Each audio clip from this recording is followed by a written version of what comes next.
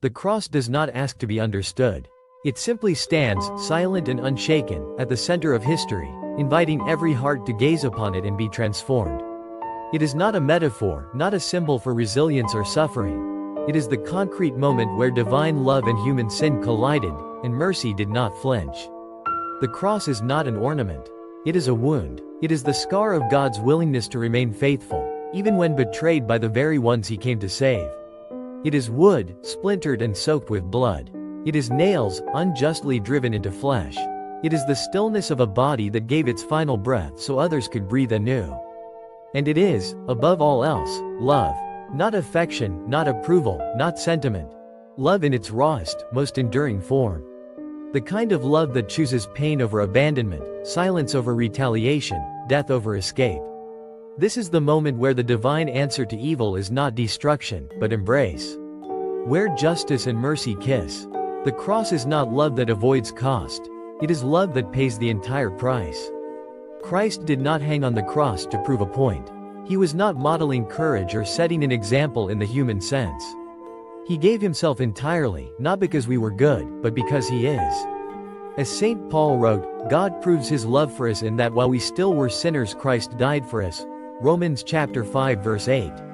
The Catechism of the Catholic Church teaches that the cross is the unique sacrifice of Christ, the one mediator between God and men. CCC 618. This is not just theology, it is the heartbeat of redemption. Christ's death is not one tragedy among many. It is the axis of salvation, the place from which all healing flows. Every Eucharist celebrated in every church in every land draws its power from that singular moment. From the cross, Jesus did not curse his enemies. He blessed them. Father, forgive them, for they do not know what they are doing. Luke chapter 23 verse 34. Who among us, betrayed and scourged, would think to pray such words? Who, amid the suffocating weight of a criminal's death, would extend mercy instead of condemnation? And yet this is the love we are asked to imitate.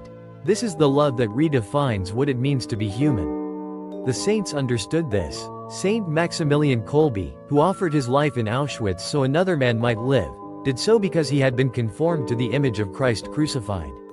Saint Therese of Lisieux, in her hidden sufferings, united her pain to the passion and called it joy. Saint Francis of Assisi bore the stigmata, wounds of the cross, because he desired nothing more than to be like Christ. Each cross carried by the faithful throughout the centuries is a shadow of the one true cross. Each moment of surrender, each act of forgiveness, each refusal to return hatred is a participation in the crucified love of Christ. This is the call. Not to avoid suffering, but to allow it to be transformed into an offering. Psychologically, the cross confronts our instinct to flee from discomfort. Modern society teaches us to numb pain, to eliminate inconvenience, to abandon what no longer serves us. But Christ remains. He remains even when mocked, even when misunderstood, even when deserted by his closest friends. His example speaks to our fractured relationships and weary hearts. To love is to stay. Not because it is easy, but because it is faithful. The cross is not passive. It is active surrender. Christ was not overpowered, he chose. No one takes it from me, but I lay it down of my own accord. John chapter 10 verse 18. His arms outstretched are not in defeat but in embrace. It is a love that remains open even when pierced. Theologically, we speak of the cross as atonement, redemption, ransom. These are true, but deeper still, the cross is communion. It is where the barrier between God and humanity was torn down, where love crossed the infinite distance between creator and creature. It is why the veil in the temple was split, because God no longer dwelled apart. He entered the wound. The saints teach us that meditating on the cross purifies the heart. It humbles pride, dismantles ego, and softens resentment. Saint John of the Cross wrote, "Whenever anything disagreeable or displeasing happens to you, remember Christ crucified and be silent." This silence is not repression, but reverence. It is the stillness of surrender. In times of betrayal, the cross speaks. In times of grief, it stands beside us. In times of moral failure, it offers restoration. And in times of joy, it reminds us that love reached us not from a throne, but from an instrument of torture willingly embraced. The cross is the only place where every wound meets its balm. The only place where brokenness is not dismissed but dignified. the only place where love is proved not by gain, but by loss. In this, it speaks the language of every human heart that has ever suffered. It does not demand perfection, it reveals mercy. The power of the cross is not confined to a moment in history. It continues. It is present in the Mass, in the quiet suffering of the faithful, in the daily yes of parents, caregivers, servants, and saints. It is present in every act of love that costs something. To love as Christ loved is not to avoid the cross but to carry it. He never said, "Take up your dreams and follow me." He said, "Take up your cross." Luke chapter 9 verse 23. The path to resurrection runs through Golgotha. The empty tomb cannot be reached unless the hill is first climbed. But the cross is not the end. Love does not die. Death dies. And love remains. The wood of the cross becomes the tree of life. From the blood of suffering springs the water of baptism. From the silence of Calvary comes the song of eternal praise. To gaze upon the cross is to confront the ultimate truth. We are loved. Not vaguely, not conditionally, but with a love that is willing to suffer to save.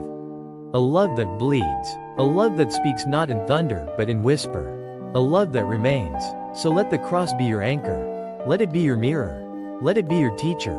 In your moments of despair, look upon it. In your failures, kneel before it. In your joys, raise it high.